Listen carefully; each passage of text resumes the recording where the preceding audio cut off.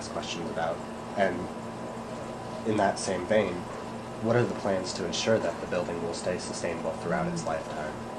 Well, and I think some of it is you put this in and you want to work to maintain it because I think we'll quickly see the payback and the savings, and so the consultant really talked about, we build this cistern, we has these chambers, it collects this water, and not only does it collect the water runoff from the rain, it collects the condensate from the air conditioning, and so from the air handlers, but from the individual fan coil units, so that water alone in the summer months or in the humidity months is pretty incredible without rain. And so we know we're collecting that.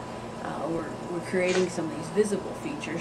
We have the 3 photovoltaic panels, and that alone isn't a lead. Doesn't get us lead points, but it really shows some of the educational qualities.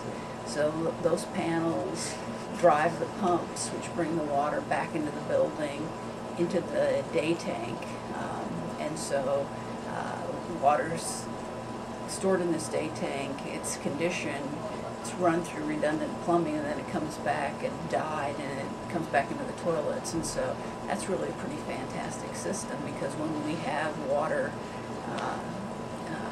in the cistern, we're not relying on county water to run the toilets. And so that's probably the biggest, most unique feature that helps us to achieve this LEED Gold certification. Is there a program in place to teach the maintenance staff of Few and Evans, to keep the building in its sustainable manner? Yeah, there is a program, and as we've gone through the kind of the turnover between the contractors to the FM staff, there's been a lot of sit-down sort of training sessions where they've learned the equipment. And when you go down into the mechanical space, it's not just, oh yeah, we flip a switch and this is how it works.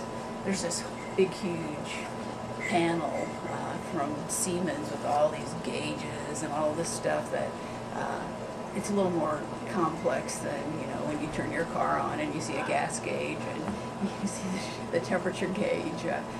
And so there is there's a lot of education that's gone along with that, and as we've kind of worked through the some of the idiosyncrasy issues and the difficulties that have gone from sort of the understanding and, okay, when this happens, this is what we do, and when this happens, this is what we do. I think that now there's a clear understanding, because we do have engineers on our maintenance staff who work with the HVAC systems, and there are some people who have a high level of expertise and understanding. They may not be the people changing out the filters and doing some of the things on a day-to-day basis, but there are those people that we can rely upon, and we can always bring in the experts when you have a bigger level issue or bigger level problem, just like in our own homes. When we have a bigger level problem that's beyond us troubleshooting and fixing, there's people that we can bring in to help resolve that and find that. And so I feel more confident about our ability to move forward with that and being able to maintain the system.